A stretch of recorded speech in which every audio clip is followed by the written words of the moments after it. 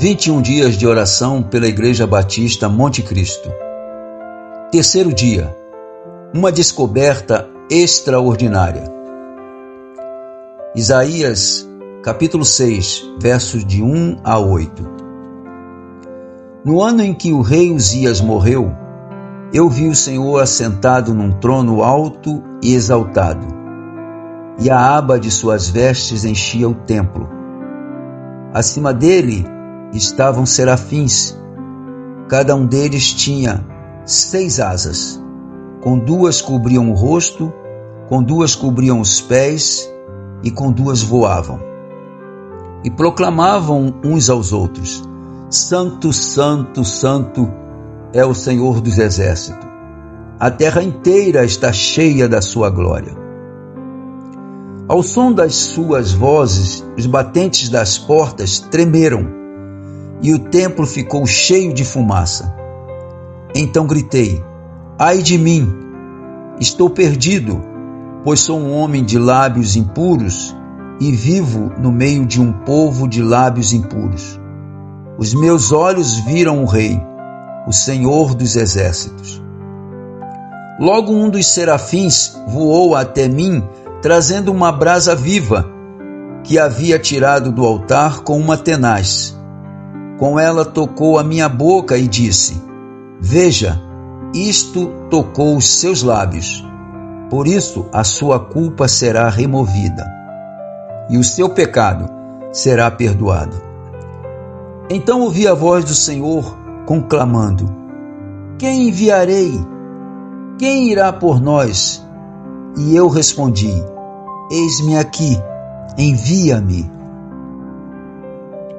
Esse texto descreve uma experiência significativa na vida do profeta Isaías, que marcou profundamente a sua caminhada. A Bíblia não é apenas um livro que contém a revelação de Deus para os homens, mas também narra como os homens reagiram à revelação que tiveram de Deus. A Bíblia é um livro de experiências, assim como Isaías, outros como Noé, Abraão, Elias. Muitos também tiveram seus momentos marcantes com Deus. Os personagens bíblicos, os quais tanto admiramos, só fizeram coisas incríveis, bem como perseveraram, porque tiveram experiências com Deus. Isaías sabia descrever muito bem o que e quando aconteceu o fato descrito. Na verdade, essa experiência trouxe para ele profundas descobertas. Quais foram elas? 1. A descoberta de quem é Deus. Isaías viu a Deus. É fundamental, antes de tudo, vermos a Deus. O texto bíblico dá a ideia de experimentar. Jesus afirmou: quem me vê a mim, vê o Pai. João capítulo 14, versos 9.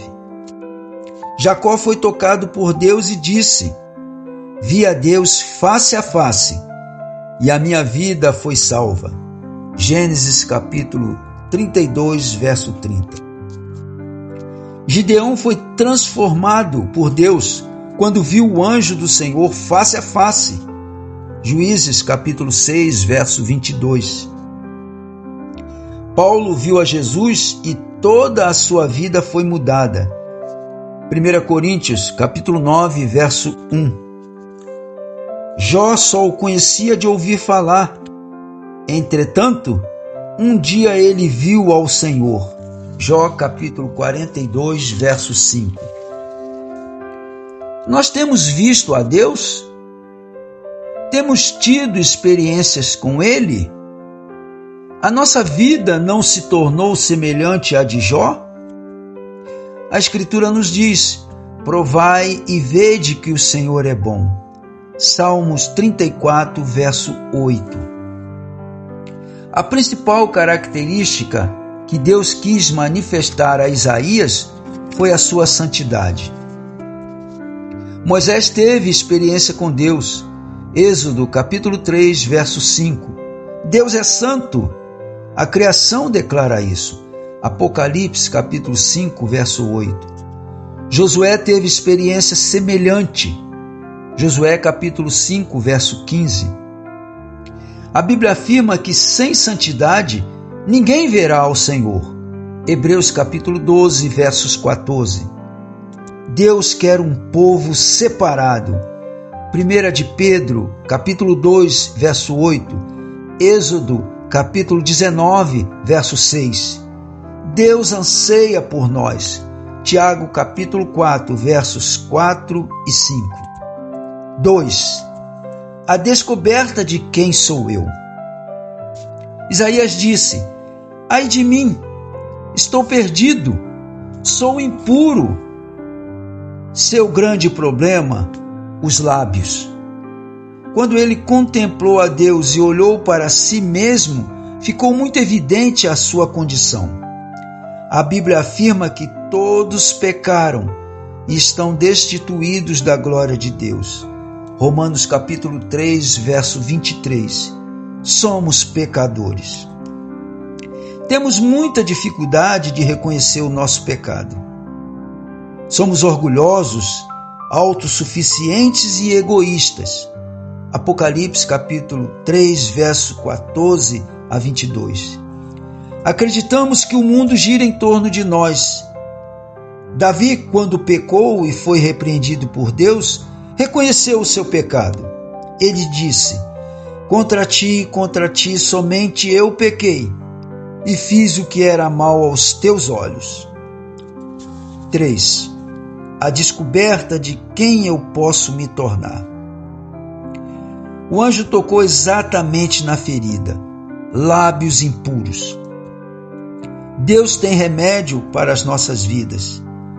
Ele tomou sobre si as nossas enfermidades e as nossas dores levou sobre si. Isaías capítulo 53, verso 4. Davi, mesmo depois de haver pecado terrivelmente, pôde dizer: como é feliz aquele que tem as suas transgressões perdoadas e seus pecados apagados. Como é feliz aquele a quem o Senhor não atribui culpa e em quem não há hipocrisia.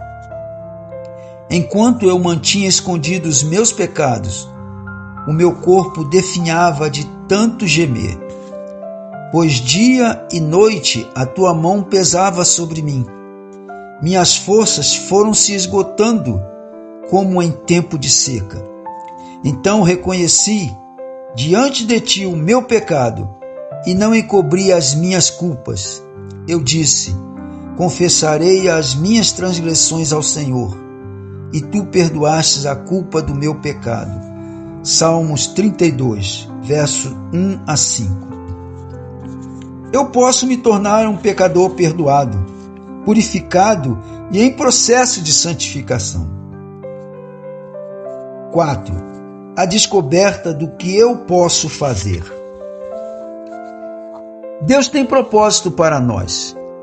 Ele deixou-nos claramente uma missão. Por mais incrível que possa parecer, Deus procura pessoas. Ele perguntou: a quem enviarei?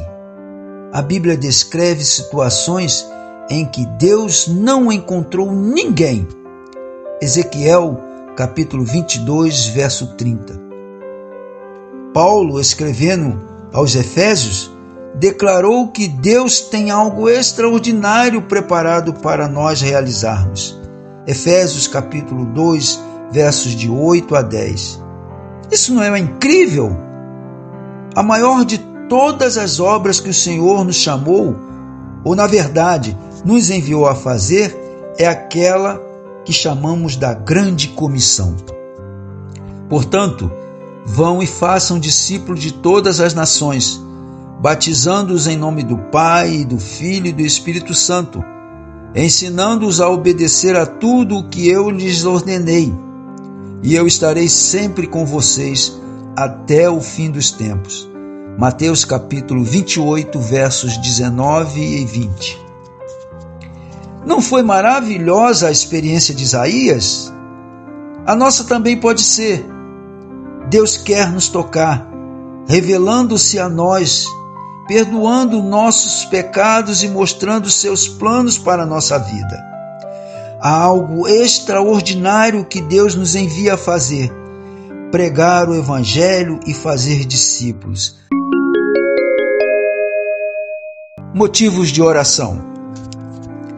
Primeiro, ore ao Senhor para que possamos sermos perdoados dos nossos pecados e que experimentamos os planos reais dele para as nossas vidas. Segundo, ore pela visão celular na multiplicação de novos discípulos em nossa igreja e peça a Deus que o ajude a entender mais e melhor e ser participante dessa visão e missão da igreja. Motivos de oração pelas crianças. Ore para que as crianças salvas coloquem as suas vidas nas mãos de Deus para servi-lo com muito amor e dedicação.